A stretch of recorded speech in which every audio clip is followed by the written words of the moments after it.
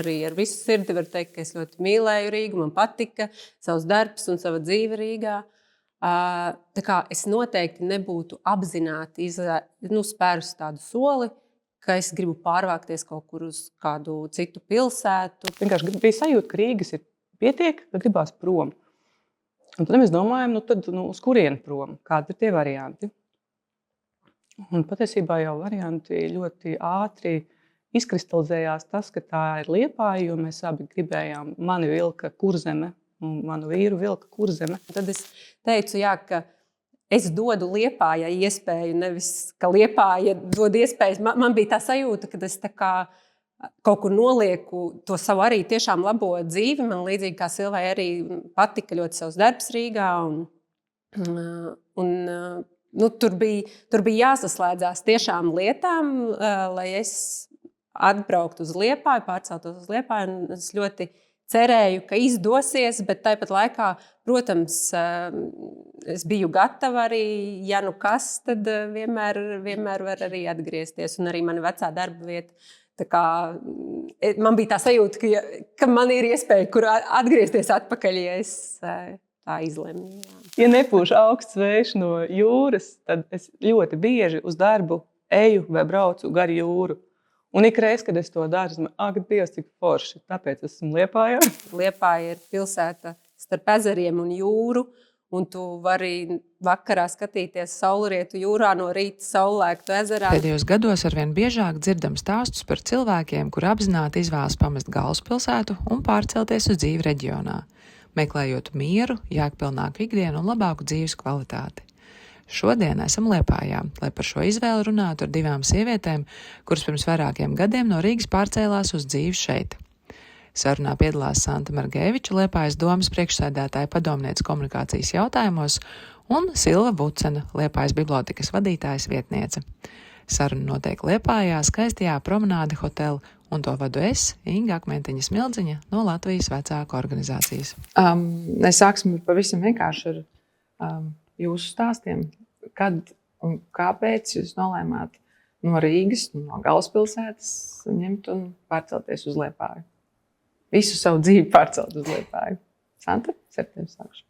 Jā, es nākot uz šo sarunu tieši domāju, cik sen tad tas bija, un sapratu, ka visdrīzāk tas bija 18. gads, tad šovasar būs 8 gadi, kopš es jau sevi saucu par liepājnieci. Sākumā vēl nesaucu par liepājnieci, bet par ienācēju Liepājā. Un mani atveda pavisam vienkārši, mani atveda mīlestība. Jo es tajā laikā tad pilnīgi droši sevi uzskatīju par stabilu Rīgas meiteni. Es arī ar visu sirdi varu teikt, ka es ļoti mīlēju Rīgu, man patika savs darbs un sava dzīve Rīgā. Tā kā es noteikti nebūtu apzināti spērus tādu soli, ka es gribu pārvākties kaut kur uz kādu citu pilsētu, bet, kad es iemīlējos Liepājniekā, un pāris gadus mēs tā braukājām viens pie otra, bet tās attāluma attiecības nav vienkāršas. Un, tad vienā brīdī tas nāca kopā ar to, ka es atradu arī darbu Liepājā, jo man bija skaidrs, ka es nebiju gatava riskēt, ka vienkārši pārcelties uz Liepāju, nezinot, ko es tad darīšu, bet tad, kad es arī atradu šeit darbu, tad tas tā organiski izveidojās. Labi, Silva, kāds tavs stāsts?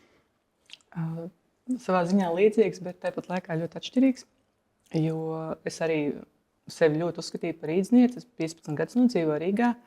Vispār esmu no Ventspils, kas nav nebūtiski šajā stāstā, proti beidzoties vidusskolē pārcēlos uz Rīgu, klasiski studijas, sāku strādāt. Uzreiz arī sāku strādāt bibliotēku nozarē, respektīvi tajā, kurā es esmu joprojām. Un man ļoti, ļoti patika Rīgas gadi. Esmu pateicīga par to, ka bija tādi. Un tad es iemīlējos, bet ne Liepājniekā. Mēs abi bijām Rīgā. Mēs kādus 2 gadus šķiet nodzīvojām kopā Rīgā. Un mums kopā atnāca sajūta, ka gribās prom no galvaspilsētas, ka gribās kaut kā. Es pat nezinu, kas ir tas. Vienkārši bija sajūta, ka Rīgas ir pietiek, ka gribās prom. Un tad mēs domājam, uz kurieni prom? Kādi ir tie varianti? Un patiesībā jau varianti ļoti ātri izkristalizējās tas, ka tā ir Liepāja, jo mēs abi gribējām, mani vilka Kurzeme un manu vīru vilka Kurzeme. Mani kā kurzemniece, viņš savukārt Liepājā 10 gadus bija dzīvojis arī studiju laikā, bet tad aizbraucis atkal citos darbos. Un tā mēs kaut kā tikām līdz Liepājai, pirmkārt dēļ jūras, otrkārt gluži racionāli varbūt analizējot to, kas ir tas, kas ir pieejams, ka Rīgā man bija svarīga kultūras pieejamība un tāda pietiekoši dinamiska tā dzīve, ka man patika būt iet, apmeklēt izstādes kultūras pasākumus. Nu, un tas lielais solis notika brīdī, kad ļoti plānoti, bet pieteicās dēls. Un tad man dekrēta pirmajā dienā mēs sakrāvām mantas busiņā un pārcēlāmies. Burtiski tiešām nākošajā dienā, pirmajā dienā pēc brīvībā nosacītā. Tajā brīdī es vēl Rīgā neteicu nevienam, ka tas ir tā kā, ka plāns ir neatgriezties. Mēs aizbraucām vēl ar tādu, man kāja bija vēl durvīs, bet ar cerību, ka es viņu varēšu izņemt, jo atšķirībā no Santas es pārcēlos bez plāna, bez konkrēta plāna, ko es darīšu. Jo vīram bija iespēja turpināt to darbu attālināt, par ko paldies Covid laikam patiesībā un visam tam, ko Covid mums iemācīja, ka nav jābūt visiem ofisā kā maziem zaldātiņiem, ka to visu var darīt arī attālināt, un tas kļuva ļoti pieņemami. Un es savukārt cerēju, ka viss būs labi. Bet to kāju durvis paturēja? Jā. jo man tiešām nebija, es pārkļūties, man bija tā sajūta, ka man ļoti negribētos, man būtu žēl aiziet no profesijas, no nozares, kurā es esmu bijusi tos gadus, un es pametu patiesībā ļoti labu darbu. Es biju jau tikusi savā karjerā diezgan labā vietā. Un tas savā ziņā bija tās lēciens nezināmajā ar cerību, bet bez pārliecības. Bet tev ir iespējams tā formulēt, kāpēc gribējās pieteikt Rīgas? Kāpēc gribējās prom? Jā. Laikam tā sajūta, ka man vairāk nevajag to intensīvo burzīšanos, ka man mājās ir vīrs, ģimene, ka man gribās vairāk to mūsu kopīgo laiku veidot kvalitatīvāku, mazāk laiku varbūt pavadīt kaut kādos ceļā, braucot. Arī tas, ka man vecāki ir Ventspilī, tas ir krietni sasniedzamāk, kā braukt no Rīgas.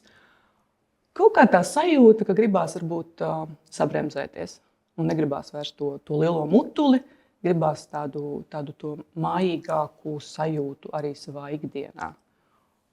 Un, ka tā lielā, nosacīt lielā Rīga arī nav nekāda metropola, bet tomēr to pat ir patiesībā grūti tā ļoti ielikt vārdos un formulēt, bet sajūta bija, ka šī tagad pietiek. Jo tie 15 gadi patiesībā bija ļoti intensīvi, darbīgi, vienas studijas, otras studijas, trešās studijas darbs un draugu kompānija brīnišķīga, kas izveidojās pēc studijām, ko bija grūti pamest, ja mēs domājam par to, kas ir grūti. Bet sajūta bija tāda, ka šī pietiek un ka ir laiks. Ja man nav bail no pārmaiņām, kas ir tāds, man patīk pārmaiņas. Viņas tā kā organiski prasās. Un ja viņi nav, tad es viņas izdomāju. Sandra, tu arī teici, ka sākumā sevi sauc par iebraucēju. Tur tagad turēji to kāju durvīs, kad varbūt tomēr atgriezīsies Rīgā. Man bija pilnīgi pretēji nekā Silvai. Šis, ka viņa saka, ka bija pienācis sajūta, ka gribas tā kā sabremzēt. Man kaut tas ļoti biedēja, kā nu būs, jo man tā Rīgas dinamika ļoti patika, un es vēl aizvien tā kā gribēju nezaudēt to superaktivitāti. Jā, protams, kaut kādā ziņā var teikt, ka es to kāju durvīs atstāju, jo nekad nevar zināt, kā man te viss izvērtīsies, bet tāpat laikā es tā kā divus sev svarīgākos vaļus Liepājā biju nodrošinājusi. Man bija attiecības, kurām es gribēju dot tiešām iespēju, un es savam dzīves biedram jau toreiz teicu, ka varētu pārvākties uz Liepāju tad, tikko bija uzcelta koncertzāle, ja es atrastu darbu koncertzālē, jo kultūra ir tāds, es vienmēr esmu strādājusi sabiedrisko attiecību un komunikācijas lauciņā, Un kultūras projekti vienmēr bija mana medusmaize. Tiešām man no sirds gan pašai patīk, kā apmeklētājiem būt kultūrā. Mākslinieci es neesmu, bet arī profesionāli caur tādu PR un komunikāciju. Un Šeku reku bija tieši konkurss koncerta zālē uz sabiedrisko attiecību vadītāju vietu, un es to konkursu izturēju. Un tad man likās, ka tā ir tā kā zīme, kur vēl lielāks mājiens, ka vienkārši ir jādod iespēju. Un tad es teicu, ka es dodu Liepājai iespēju, nevis ka Liepāja dod iespējas. Man bija tā sajūta, ka es tā kā kaut kur nolieku to savu arī tiešām labo dzīvi. Man līdzīgi kā Silvai arī patika ļoti savs darbs Rīgā. Tur bija jāsaslēdzās tiešām lietām, lai es atbrauktu uz Liepāju, pārceltos uz Liepāju. Es ļoti cerēju, ka izdosies, bet tāpat laikā, protams, es biju gatava arī, ja nu kas, tad vienmēr var arī atgriezties. Un arī mana vecā darba vieta. Man bija tā sajūta, ka man ir iespēja, kur atgriezties atpakaļ, ja es tā izlemju. Jā. Bet kā tā bija pašā sākumā? Tu atbrauc, tagad tev jābūt pilnīgi nomainījusies vide, un tas nav tā kā dzīvot Pierīgā.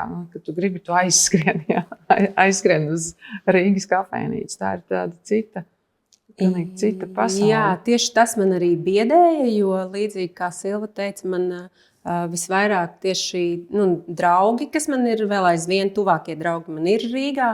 Un man ir arī ļoti tuvas attiecības ar ģimeni, ar vecākiem, ar brāli, kuri palika ne gluži Rīgā, bet Pierīgā.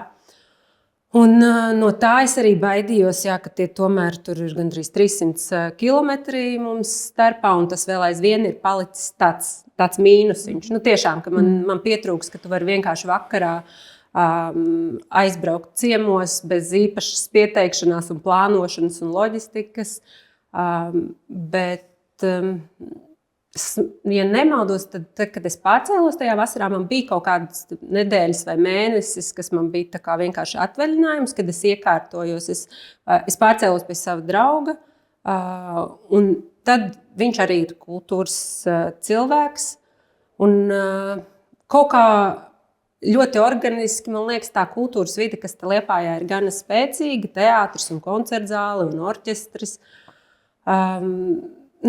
Ņemot vērā, ka es gan aizgāju strādāt uz koncertzāli, un mans dzīvesbiedrs ir aktieris Liepājas teātrī, ka es caur tiem kultūras cilvēkiem atkal jutos, kad es esmu diezgan tādā, negluži epicentrā, tas ir par daudz teikts, bet ka viss notiek. Ka nav tā, ka es pēkšņi esmu kaut kur iemesta laukos, kur nekā nav, un viss tā kā sāks no nulles. Jā. Tu ātri ieguvi to piederības sajūtu, tā es dzirdu.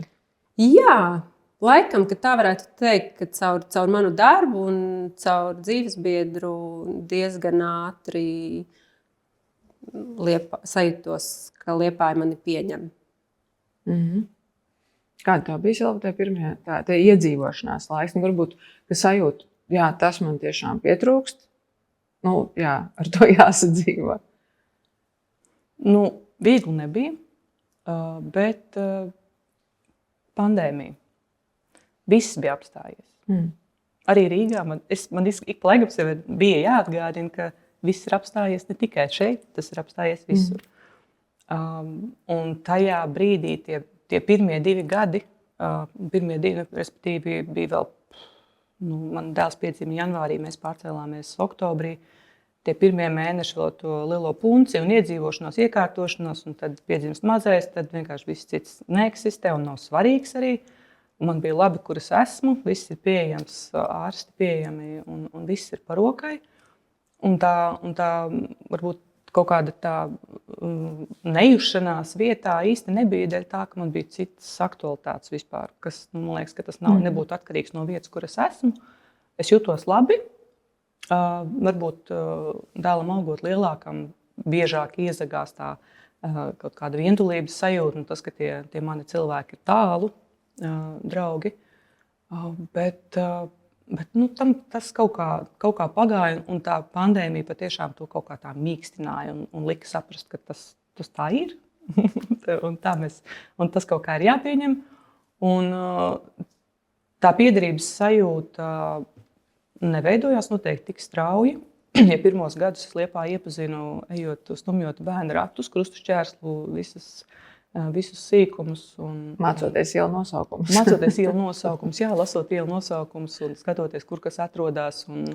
Absolūti iemīlēju, es vienmēr esmu mīlējis jūru, bet tagad es dzīvoju burtiski 3 minūšu gājienu attālumā, un es dievinu visos gadalaikos, man ļoti patīk. Tā kā tas sākums bija tāda piezemēšanās mierīga, bet tāda vientulības sajūta, jā, noteikti bija, un tā mazinājās patiesībā tikai sākot strādāt, uzsākot darba gaitas, jo tad tu tā kā tas, ko Santa saka, ka tad tu pamazām ieaudies tajā pilsētas notikumos, kultūrā, tu esi starp kultūras cilvēkiem. Sākās viens projekts, otrs projekts, trešais projekts, sākās gatavošanās kultūras galvaspilsētas gadam, tur atkal ir jauni cilvēki, un tu kaut kā tā sajūties piederīgs un atrod to savu vietu. Un tas, ka tu iepazīsti ar vairāk cilvēkus, neteiktu, ka man būtu ļoti daudz draugu Liepājā, bet paziņu līmenī pietiekoši, un es priecājos, ka šie cilvēki šeit ir. Tā kā ļoti pamazām tā sajūta atnāca, vai es sev saucu par liepainieci, es nezinu, man liekas, tas ir ļoti skaļš. Liepājas gadījumā tas tāds ļoti skaļš paziņojums, bet es jūtos labi. Bet tās tādas skumjas, es nepiemeklēju kaut kādos brīžos, ka es ilgoju, ka ir grūti tā pārcelšanās. Skumjas, jā, bet ne nožēla. Noteikti ne nožēla.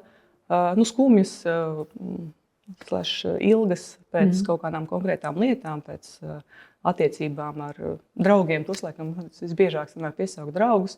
Uzsākot darba gaitas, arī nelielas nostalģija pēc tā laika un pēc tā darba, no kura es aizgāju kaut kādos aspektos, bet tas ir cits stāsts. Bet, protams, episodiski. Nevarētu jau teikt, ka dzīve ir roždārs, bet kopumā nožēla īsti nav bijusi nekad, ka tas ir nepareizi, ko es izdarīju. Nē.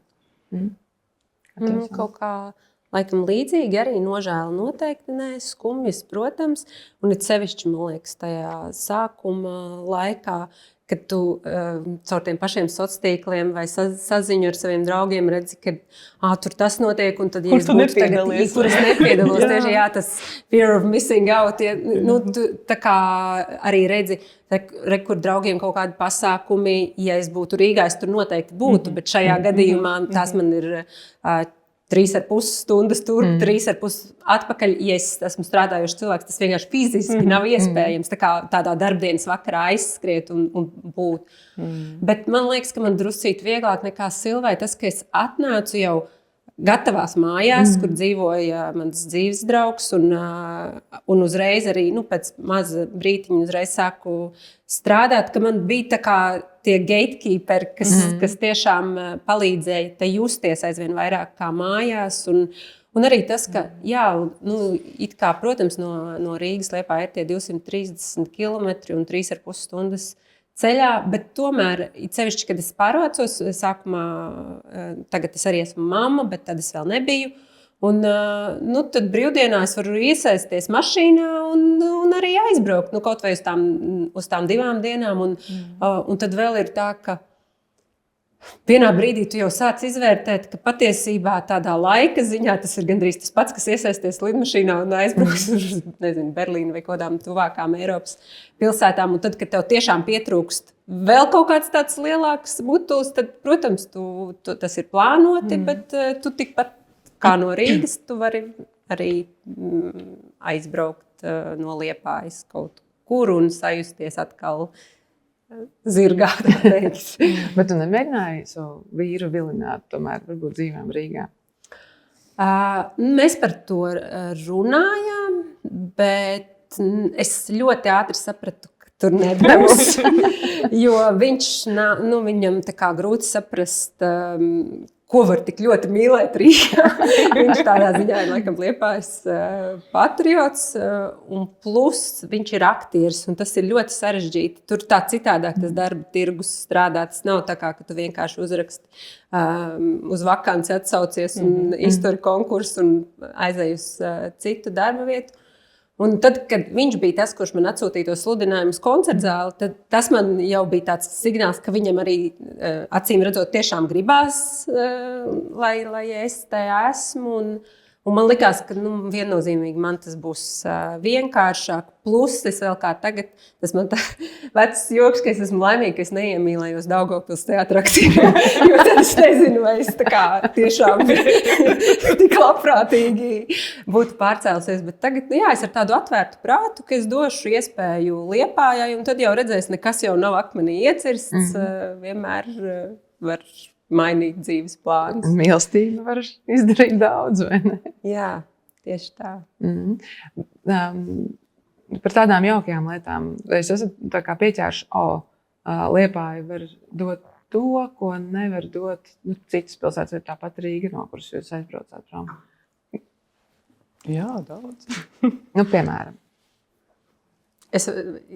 Tu apdomā, un es vismaz viena lieta, jo es tā kā strādāju pašvaldībā, tad, protams, es diezgan labi arī pārvaldu to pilsētas oficiālo komunikāciju, un viena lieta, man liekas, ir tik precīzi, Liepājas tāds sauklis ir pasaules vēriens ar mazas pilsētas ērtībām, un man liekas, tas tik ļoti labi raksturo. Es tiešām izbaudu, ka, kā jūs minējat, te ir laba kultūras dzīve, un tāpat laikā ir tā sajūta, piemēram, es pilsētā pat darbdienām vispār neizmantoju mašīnu, es visur aizēju ar kājām, es arī dzīvoju centrā. Es izņemu dēlu no dārziņa, un, piemēram, vasarā ar riteni, tās ir 10 minūtes, un mēs jau esam pie jūras, pulkstenis ir 5, un mēs vēl vasaras vakarā, tu kaut kā jēgpilni pagarini to dienu, ko Rīgā tu ļoti bieži izmantot kaut kur transportā, un jo īpaši ar ģimeni. Es domāju, kamēr tu esi tā kā viens, tas varbūt mazāk, bet tieši ar ģimeni, ka viss ir tā kompakti pieejami, bet tāpat laikā nav tā lauku sajūta. Te arī viss notiek, te ir kafejnīcas, viesnīcas, kultūras dzīve, darba vietas. Protams, tur tieši par darba vietām, Rīgā noteikti ir lielākas iespējas, bet atkal daudz kas cits, kas to Liepāju, arī tas dabas tuvums. Liepāja ir pilsēta starp ezeriem un jūru, un tu vari vakarā skatīties saulrietu jūrā, no rīta saulēktu ezerā. Tas ir brīnišķīgs komplekts. Jā.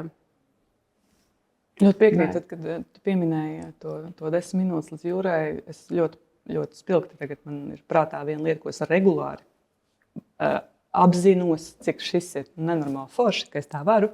Proti īpaši bišķiņ siltākā sezonā, tad es visu laiku braucu ar riteni, kamēr nav sniega, kamēr nav ledus.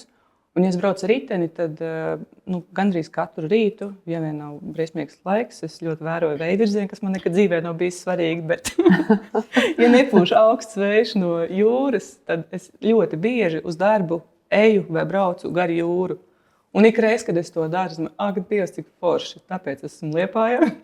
Un vasarā, ja vēl ir peldsezona, tad pa ceļam uz darbu es vienkārši apstājos, izpeldos, pārģērbjos un braucu tālāk. Ak, Dievs, nekur vēl, tāpēc vien te varētu dzīvot. Es piekrītu visam tam, ko Santa saka par to aktīvu. Ir ļoti aktīva dzīve, es varu aiziet, te ir koncertzāle, teātris. Ir tik daudz, ko darīt, bet tāpat laikā tas viss ir tepat, tā ļoti sasniedzami. Nav pārāk jāpiepūlās, lai tu ieplānot kaut ko. Labi. Jā, tāda aptveramība un augstāka kvalitāte. Es patiesībā šādā ziņā nevaru iedomāties, kas būtu otra pilsēta, kas ir alternatīva, kur vēl es būtu varējis pārcelties pret tām, pieliekot blakus tās savas vēlmes un prasības pēc tai vietai. Tas nekur. Uz Liepāju. Šis jau man sāk izklausīties pēc reklāmas rullīšu Liepājai. bet tas nebija reklāmas. Bija.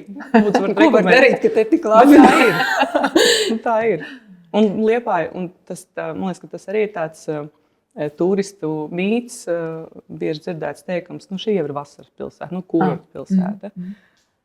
Es šeit dzīvojot, mana sajūta ir, vasarā, protams, Liepāja ir mazliet ar citu tādu ritmu un dinamiku, bet man ārkārtīgi patīk nesezona, jūra nesezonā ir mana jūra. Man vasarā mazliet kaitina tie ķermeņi, kas tur rindojās. Atbraukuši uz jūsu Kas ir Liepāju. atbraukuši traucēt manu mierpilno dzīvi pie jūras. Tad man tur pēc darba braukt ar jūru mājās nevar, jo tur vienkārši visur ir ķermeņi. Bet savukārt tagad no rīta, kad es braucu uz darbu ar jūru vasarā, tad tur ir absolūti baudāma publika. Tur ir tie, kas ir atnākuši, tāpēc, ka viņi zina, kāpēc viņi ir atnākuši. Viens peld, viens vingro, viens tur kāpās, ķer šādā pozā, pirmos saulstars. Skaties un priecājies par tiem cilvēkiem. Un nesezonā vispār, jo viens pats un elpo gaisu. Man liekas, man Liepāja nesezonā ir gandrīz mīļākā sezonā. Jo sezonā tie ir daudz lieku cilvēku. Labi, viņi nav lieki, labi, ka viņi brauc, tas mūs silda. Un tāpēc jau te ir tā dzīve tik dinamiska un viss notiek pateicoties tam, ka cilvēki brauc uz Liepāju. Un kas ir vēl viena lieta? Ja es būtu pārcēlusies vienalga uz Daugavpili vai Madonu, esmu pilnīgi pārliecināta, ka stipri retāks būtu tās reizes, kad mani draugi uz Liepāju atbrauc nevis tieši pie manis, bet viņi brauc uz kaut kādu notikumu. Viņi brauc ar savu iemeslu, un mēs vēl varam arī satikties. Tā Liepāja velk cilvēkus pie sevis. Arī no Rīgas, un tas nav nekāds attālums, ka tas ir tā jāieplāno. Tas, tā kā mierīgi. Ir ļoti, ļoti daudz tādas labas lietas, ko pieminēt. Vai jums citi cilvēki, vai jūs draugi vai paziņas, jums jautā padomu? Vai dalīties pieredzē, kā tas ir mainīt to savu dzīves vietu? Man ļoti regulāri prasa, kā ir. Varbūt, manuprāt, tas nav tik daudz ar tādu zemtekstu, ka es arī gribētu dalīties pieredzē, bet vienkārši aiz ziņkārības, jo daudziem likās ļoti jocīgi, ka es tā izdarīju, ka es aizgāju no laba darba, ka es aizgāju no brīnišķīgās Rīgas, kaut kur tālu prom. Un tad ir tas jautājums, kā ir, kā tev iet. Tāds ir tādas ziņkārības. Bet es nezinu, vai man liekas, ka es neesmu nevienu iedvesmojusi sekot manā piemēram. Vismaz es nezinu, ka būtu. Man arī laikam nav tāds neviens cilvēks, kurš tiešām būtu izlēmis, ka viņš tagad vēlas pārvākties, un tāpēc tādu padomu vairāk ka interesējās. Un tagad jau aizvien mazāk, jo jau būs tie 8 gadi, jau visi ir pieņēmuši, ka es tagad esmu liepājniece. Nav tā. Jā, bet tad es pajautāšu, vispār mēs plānojam pārvākties. Es ceru, uz Liepāju. Nē, pretējā virzienā, bet patiešām šis ir mūsu ģimenē aktuāls jautājums. Te es varētu izmantot izdevību. Kas ir tas, ko jūs ieteiktu cilvēkiem, kas plāno pārcelties? Kas ir tās būtiskās lietas, kas jāņem vērā? Vai ar ko varbūt jārēķinās? Jo tu pat nezini, ko sagaidīt no tā, ka tu pārcelsies, un kas ir tie iedrošinājumi, ko jūs varat teikt? Man ir aizdoms, ka tādas universālas receptes jau nav, jo viss tiešām atkarīgs ļoti no tās vietas, uz kuru tu pārcelies, un vai tu pārcelies viens, vai tu pārcelies ar ģimeni, jo tur nāk kaut ar ģimeni? Jā, skolas un dārziņi un tādas, bet laikam jau tas atvērtais prāts varbūt ļauties piedzīvojumiem un nezināmajam, un varbūt neuzstādīt sev tādas kaut kādas ļoti konkrētas gaidas, jo gan jau, ka sākums visdrīzāk nebūs tāds super rožains, būs visādas lietas, pie kā ir jāpieslīpējas, bet un visdrīzāk jau skaidri zināt, kāpēc tu to dari, jo manā gadījumā, kad tu esi iemīlējies un tev vēl ir darbs, kas tev liekas, tevi vilina, tie ir pietiekami tādi spēcīgi vilkmes faktori. Un ja tu pārvācies vienkārši eksperimenta pēc, tad varbūt tas iztrūkst, un tad gribās varbūt tur sāk svārstīties un visādas nepārliecinātība domas. Jā, tas atvērtais prāts un varbūt skaidra motivācija. Jā, man patīk tas, ko tu saki par tām gaidām, ka neuzliec gaidas, ka tik kaut kas būs, jo var būt visādi, vai ne? Ko vēl teikt? Man patīk arī tā doma par to, ka tev patīk piedzīvojumi, kā teici. Man patīk izaicinājumi. Pārmaiņas. Jā, ja ilgu laiku nekas nenotiek, tad es meklēju veidu, kā kaut kam notika, kaut kā mēbeles pārbīdu. Man vajag pārmaiņas. Bet pārceļoties, es nezinu, varbūt ir būtiski tas, ka tu pats pie sevis apzinies, kas tev ir svarīgi un kas tev rada drošības sajūtu. Un būt pārliecināties, nodrošināties, ka tur, kur tu pārcelsies, kur tur tev tas ir. Kā Santa teica, viņiem bija svarīgi, lai ir darbs un ir māja, ir dzīves vieta. Vairāk attiecības. Attiecības, jā. Tas dod to māju sajūtu, savus cilvēkus. Jā. Ka tu tā kā kaut kādas tās pamatlietas, tu zini, ka tev tur ir, un pārējiem, man liekas, vienkārši vajag ļauties. Jo kaut kā manā pieredzē, un tas īstenībā ir kaut kādā ziņā maģiski, es nezinu, vai tā ir Liepāja, vai tas ir kas, bet tā mēs izdomājām, ka mēs to darīsim, un tad, kad tās lēmums bija pieņemts, tad lietas vienkārši sāka notikt. Vienkārši sākās pandēmija, un vīrs drīkst strādāt attālināti. Mēs atbraucām uz Liepāju manā atvaļinājumā, un otro dzīvokli, ko mēs apskatījām, mēs teicām jā. Citi cilvēki, es dzirdu, ka mokās un meklē, un nevar, un nav. Bet ka tas viss tik ļoti, kad arī tā vieta, tev tā kā pasaka priekšā, ka jā, nāc, būs labi. Tu esi gatavs. Kad nelausties, varbūt aizslēgtās durvīs, bet tā kā būt vērīgam un izmantot tās izdevības, kuras ir, un nemēģināt ielausties durvīs, kuras ir ciet, būt kaut kā tā. Jā, par to dzīves vietu. Tas noteikti, kad tu pārvācies, ir tāds svarīgs moments, jo tad, kad es no Rīgas pārvācos, manam dzīvesbiedram jau bija dzīvoklis, kurā viņš dzīvoja. Man tā kā, vismaz sākuma pārējais periodam mēs nolēmām, ka mēs paliekam turpat un sākam meklēt savu kopīgu vietu. Un īstenībā mums tas paņēma, man liekas, 2 gadus. Tas nebija vienkārši. Tas bija tāds izaicinājums, jo Liepājā, es domāju, ka līdzīgi kā Rīgā, tas tirgus, tieši mājokļu tirgus ir tāds, mums te iztrūkst. Vienistab dzīvokļus Liepājā var atrast, bet, ja vajag lielāku ģimenes dzīves vietu, tad tas jau kļūst diezgan sarežģīti, bet arī tur es zinu, ka šobrīd pie tā tiek ļoti strādāts, un jau nākotnē mums ir paredzēti vairāk jauni projekti. Bet, lai kur tu pārvāktos uz Liepāju vai uz kādu citu vietu, tas gan jau ir viens no pirmajiem jautājumiem. Jā. Es to par tām dzīvesvietām. Tad noskatās to reklāmas rullīti Liepājai. Saprotu, ka ir problēmas ar dzīvesvietu. Bet, laikam, tā ir tāda ļoti tipiska daudzām Latvijas vietām. Jā, tu par to. Es pašvaldībā strādāju daudz dzirdu, kad arī citās pašvaldībās ir līdzīgi šis te mājokļu jautājums, un pie tā tagad arī valstiskā līmenī aizvien vairāk strādā. Tā kā es ceru, ka tuvāko gadu laikā visā Latvijā radīsies jauni projekti, kuros varēs gan īrēt jaunie speciālisti un ģimenes, gan sāksies tā kustība, vai ne? Bet es savā lokā redzu, ka tādā 35, 45 vecuma posmā diezgan daudz cilvēku domā par to, pārvākties vai vismaz uz Pierīgu vai tuvāk dabai, kā jūs arī minējāt. Jūs redzat to, vai vismaz kā jums šķiet, kāpēc tas tā notiek, ka gribas mainīt to dzīves vietu? Vai tas ir bērniem saistīts ar to, ka vajag kaut kādu piedzīvojumu, vai kas ir tas?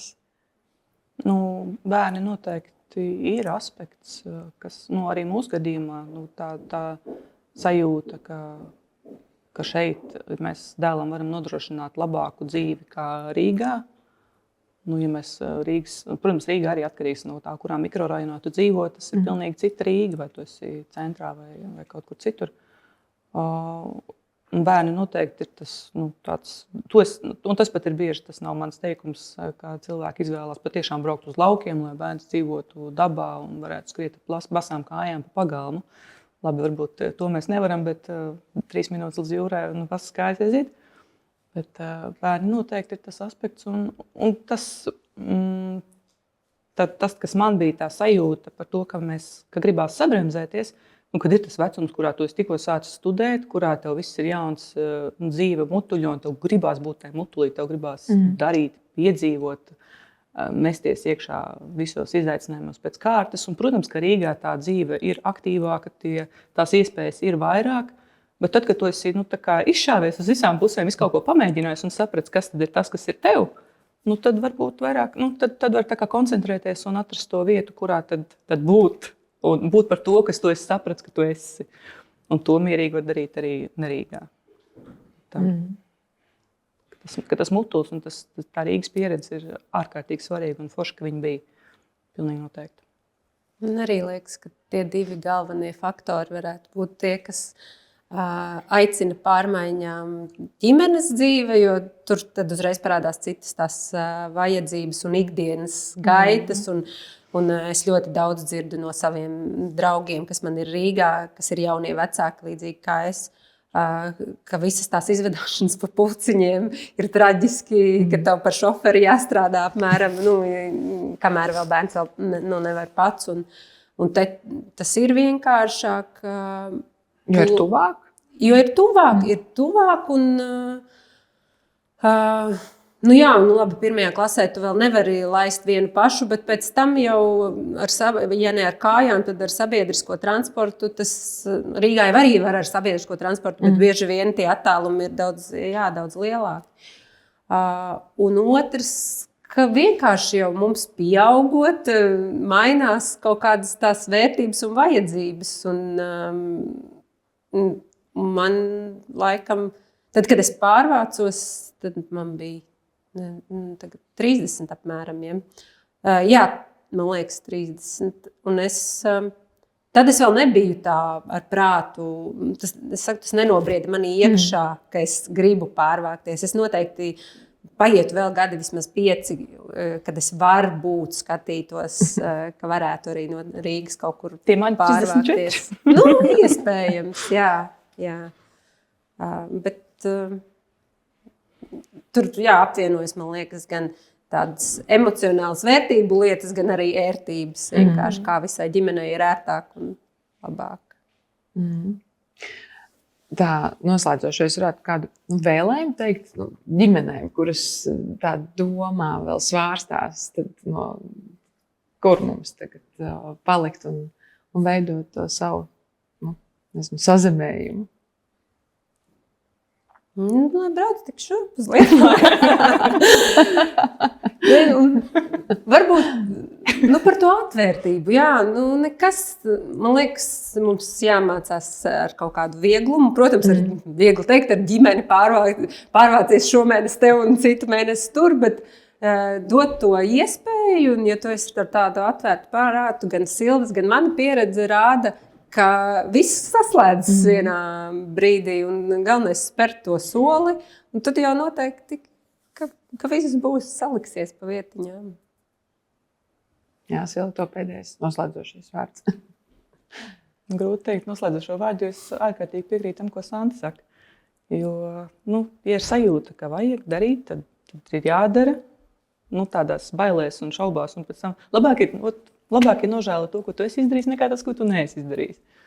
Jo šī jau nav lieta, ko nevar pagriezt atpakaļ. Varbūt, ja tu tiešām esi kļūdījies, tad padzīvo dažus gadus un secini, ļoti nevajadzēja, pārcelsies atpakaļ. Mēs jau mēs nekur neesam piesieti. Tā kā būt ar tādu atvērtu sirdi un prātu un izmēģināt, ja nav, tad nav. Bet man gribās domāt, ka būs. Jā, mazliet, tieši tā ar vieglumu, jo latviešiem ir tāda vietsēža, tāda slava. Protams, bet saprast, ka tu vienmēr vari mainīt. Lielākoties jau cilvēki tomēr baidās no pārmaiņām, bet nevajag baidīties. Jā. Šis ir tāds laiks. Vai ne? Jā. Paldies jums. Paldies.